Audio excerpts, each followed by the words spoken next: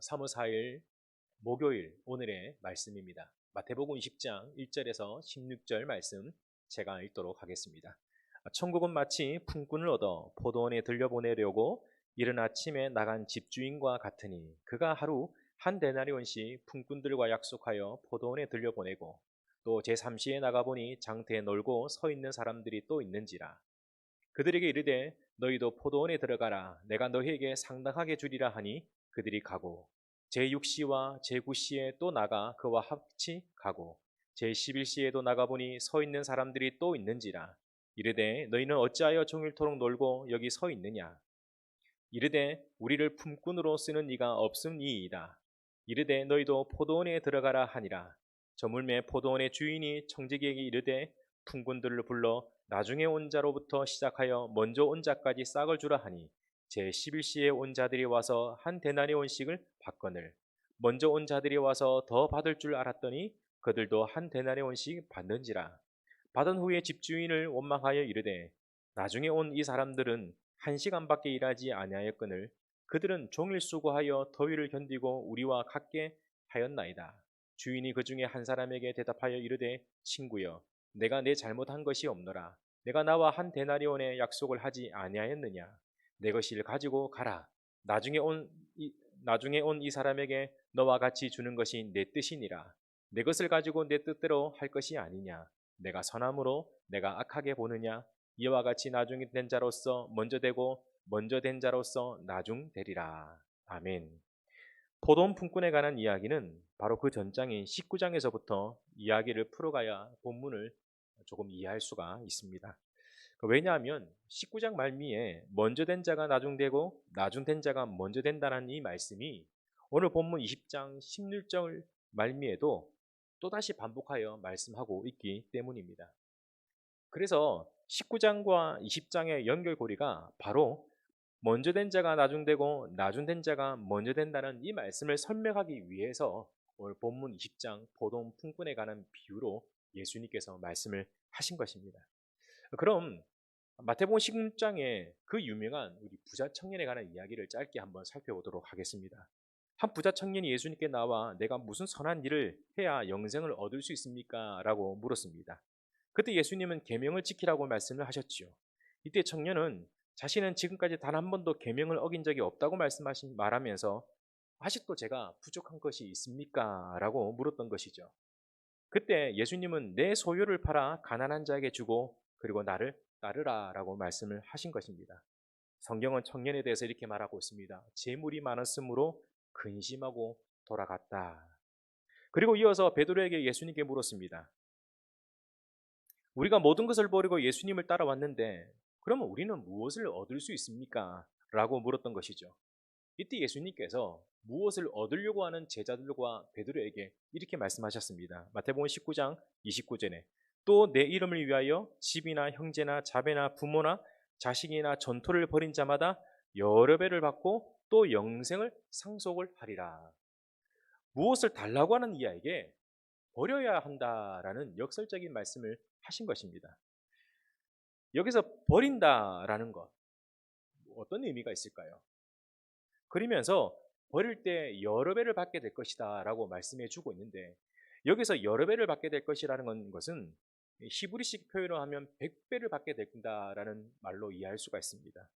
여기서 100배라는 것은 단순히 수의 의미를 두지 않습니다.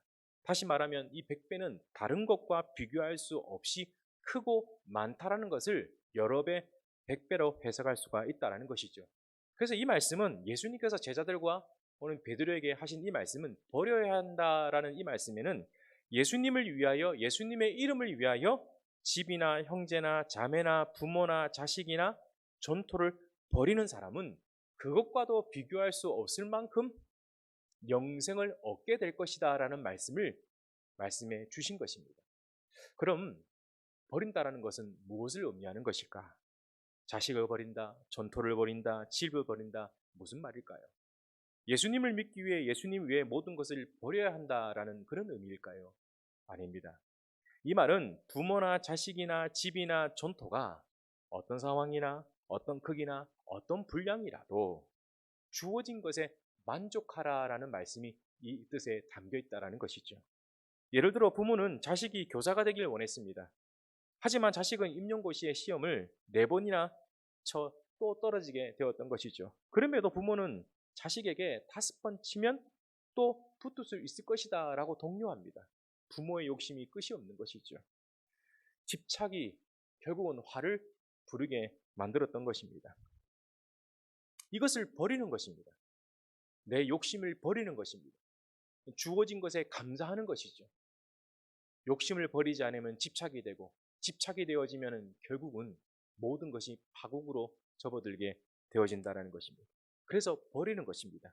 집이나 전토나 재물이나 다 마찬가지입니다. 내게 주어진 것에 대한 감사하지 않으면 모든 것은 욕심으로 집착이 되어지게 되어 있다는 것이죠. 그래서 예수님은 나를 따르는다, 영생을 얻기 위해서는 버려야 된다, 주어진 것에 만족하며 살아야 되는 것이 가장 중요하다라고 말씀해 주는 것입니다. 욕심을 버리지 않으면 집착이 되고, 집착이 되지 않으면 결국은 파국을 맞이하게 되고, 결국은 모든 것을 잃어버리는 그런 결과를 얻게 되는 것입니다. 이어서 나타난 것이 뭘까? 불평과 원망이 되는 것이지요. 그래서 구원받은 성도의 특징이 무엇인가? 여러분, 구원받은 성도의 특징이 무엇일까요? 앞서도 말씀을 드렸습니다. 바로 주어진 것에 만족하며 살아가는 것입니다. 네가 구원받은 사람인지 아닌지를 보기 위해서는 내가 오늘 상황과 환경과 그 어떤 조건에도 주어진 것에 만족하며 살아가느냐, 사랑하는 내 자식과 내 주어진 그 형편에 주어진 것에 만족하며 살아가느냐, 욕심을 버리고 집착을 버리며 주어진 것에 만족하며 살아가느냐, 바로 그것이 구원받은 사람과 받지 않은 사람들의 모습이라는 것이죠. 감사할 때 감사를 주시는 하나님을 우리는 볼 수가 있습니다. 하나님을 바라볼 때 은혜가 하나님을 바라볼 때 우리에게 은혜가 주어지고, 하나님의 은혜가 우리에게 주어질 때 현실에서는 부족하지만 주어진 삶을 이기며 살아갈 수가 있다는 것입니다. 그래서 마태복음 19장 말미에 예수님께서 이렇게 말씀하셨죠. 먼저 된 자가 나중되고 나중된 자가 먼저 될 자가 많으니라 라고 이 말씀을 끝을 맺습니다. 그러면서 20장에 포도원 품꾼에 관한 비유로 예수님께서 말씀하시는데, 오늘 본문에 빠졌던 단어가 하나 있습니다. 바로 그것이 이 단어가 왜냐하면이라는 단어입니다. 왜냐하면. 이 단어로 시작하여 포도원 품꾼의 비유가 이어지게 되는 것이죠. 그러니까 포도원 품꾼의 이야기는 먼저 된 자로서 나중되고 나중된 자로서 먼저 될 자가 많다, 이 말씀을 설명하기 위해서 포도원 품꾼에 관한 이야기가 이어지게 되어진 것이죠. 그래서 비유 마지막에 다시 동일한 말씀으로 이어진다라는 것이 바로 이 말씀의 맥락인 것입니다. 포도원 주인이 이른 아침에 일꾼을 구하러 나갔습니다. 당시 유대 땅에는 지금처럼 이른 아침 일용직 노동자들의 인력 시장이 섰다고 합니다. 그곳에서 일용직 노동자들은 하루 일거리를 찾아야 했고, 거기서 선택된 사람은 하루 종일 일을 하고 한 데나리온의 품삯을 받아야 했습니다. 히브리 사람들은 우리의 시간의 개념으로 저녁 6시를 0시로, 아침 6시를 12시로 부릅니다. 그리고 저녁 6시를 다시 0시로 하여 그 시간을 일몰 시간으로 통상 사용한다고 합니다. 그러니까 이른 아침이라는 것은 새벽 6시를 말을 하고 있습니다. 그런데 주인이 3시, 5시, 9시, 11시 계속해서 품꾼을 부르고 있습니다. 그러니까 마지막 11시에 온 품꾼은 일몰 바로 1시간 전인 저녁 5시에 포도원에 들어오게 되었던 것이죠. 그리고 일몰 시간이 되어서 포도원 주인이 품삯을 계산하는데 제일 늦게 온 사람 먼저 품삯을 주게 되었던 것입니다. 그 사람은 정상적인 계산으로 하면 새벽 6시부터 저녁 6시까지 일한 사람을 기준으로 하여 받아야 했습니다. 그런데 그 사람은 오히려 새벽 6시부터 저녁 6시까지 일하는 사람과 동일하게 한 데나리온씩 받게 되었던 것입니다. 이 사람이 이 돈을 받으며 얼마나 좋아했을까요? 이 사람에게 한 데나리온은 자신의 일과 상관없는 너무나 가분한 상이었던 것입니다. 자기가 한 게 아무것도 없는데 주인은 한 데나리온을 자기에게 준 것이죠. 반면 제일 처음 온 사람은 이것을 보고 은근히 기대하지 않았을까요? 나는 새벽 6시부터 오후 5시까지, 6시까지 일을 했는데 적어도 1시간 일한 사람이 한 데나리온이면 나는 적어도 12데나리온 정도는 받지 않을까 생각했던 것이었습니다. 그런데 주인은 아침부터 저녁 늦게까지 일한 사람에게 한 데나리온을 주게 되었던 것입니다. 1시간에 일한 사람이 한 데나리온이면 자기는 12시간을 일했기 때문에 12데나리온을 받게 될 것이라고 생각했는데 오히려 한 데나리온을 받게 되니 사실은 너무 기가 막히게 되었던 것이죠. 그때 국군이 주인에게 이렇게 말합니다. 왜 나는 1시간 일한 사람과 동일하게 한 데나리온만 주느냐라고 따졌던 것입니다. 여기에 본심은 자기는 주인을 위해 뭔가 했다라는 마음의 보상 욕구가 있지 않았나 생각합니다. 사실 저 같아도 그런 마음이 있지 않나 생각합니다. 근데 예수님께서 이러한 포도원의 비유를 통해서 무엇을 말씀하시려고 하는 것일까요? 바로 천국은 오늘 본문 1절에 천국은 어떤 것이다?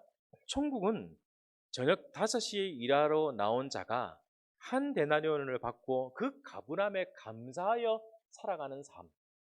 이 사람을 말하는 것이다라는 것이죠. 열심히 일하는 사람 아니. 열심히 일하고 자기 공로를 드러내는 사람 아니. 열심히 일하지 않았지만 자기 공로는 없지만은 그러나 주인의 은혜로 말미암아 가분한 상을 받게 된 이 한 데나리온 받은 사람에게 향한 천국이 바로 이와 같다라는 것을 설명하는 것이라는 것입니다. 그러면서 먼저 된 자, 즉 율법을 지키고 제사를 지내고 할례를 받았으므로 구원받을 자격이 있고 이 땅에서도 화려한 다윗의 왕국을 보상받아 마땅한 사람이라고 생각한 바리새인들, 그리고 이러한 바리새적 사고방식을 자신의 현실에 만족하지 못하고 끝없이 이 세상의 풍요와 가치로 자신들의 행복을 위해 애를 쓰는 사람들은 그 먼저 된 자가 나중될 것이라고 예수님께서 포도원 품꾼에 관한 비유를 통해서 말씀을 해 주신 것입니다. 따라서 성도는 이 세상에서 하나님이 어떤 상황과 어떤 환경을 허락하시든 가분하다는 마음으로 그 상황에 만족하며 살아가는 사람들입니다. 신앙생활은 자기 열심과 자기 공로로 천국에 들어갈 수가 없습니다.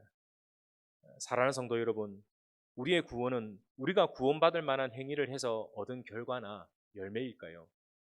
그렇지 않습니다. 우리 모두는 오후 5시에 와서 한 데나리온이란 이 상을 받을 만한 자격이 없는데도 불구하고 가분한 상을 주는 주인에게 감사하는 마음. 바로 이것이 구원인 것입니다. 이것이 바로 구원의 은혜인 것입니다.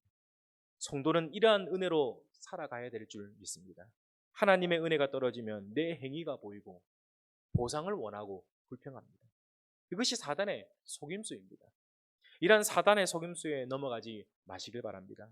성도의 행위는 받을 만한 자격이 아닌 우리에게 주신 하나님의 은혜에 감사로부터 시작하여 감사로 끝나는 삶.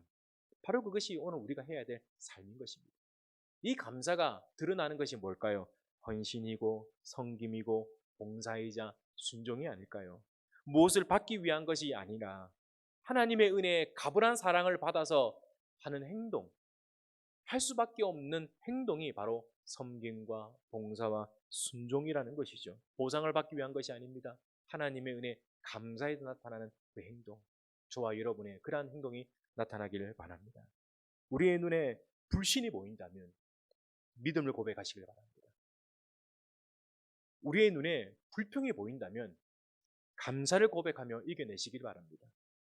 사단에게 속으면 안 됩니다. 오늘도 사단은 우리의 눈과 우리의 환경을 속여서 결국은 우리 안에 있는 믿음을 빼앗기 위해서 모든 것들을 동원하게 된다는 것이죠. 그래서 사단에 속지 않기 위해서는 항상 우리 입술 가운데 감사와 또 감사, 찬양, 오늘 하루에 우리의 삶의 고백이 되어졌으면 좋겠습니다. 기도하겠습니다. 사랑하는 주님, 나를 사랑하사 하나님의 자녀로 선택하여 주시고 불러주신 은혜에 감사합니다. 대속의 죽음으로 죄인들을 속죄하여 주셔서 감사합니다. 그 결과 죄와 사망으로부터 해방과 자유를 얻게 하심 감사합니다.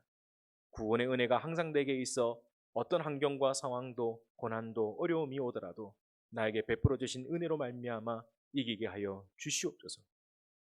오늘도 주어진 자리에서 그리스도의 빛을 발하게 하시어 사람들이 보이지 않는 작은 자리에서도 그 빛을 발하며 살아가게 하여 주시옵소서. 항상 의에 줄이고 목마른 영적인 갈증을 주셔서 말씀을 가까이 하게 하시고 말씀을 듣게 하시고 말씀으로 순종하는 사람이 되게 하여 주시옵소서. 오늘도 내 뜻을 버리고 주님의 뜻을 순종하여 믿음의 자리를 지키며 살아가게 하여 주시옵소서. 예수 그리스도 이름으로 기도하옵나이다. 아멘.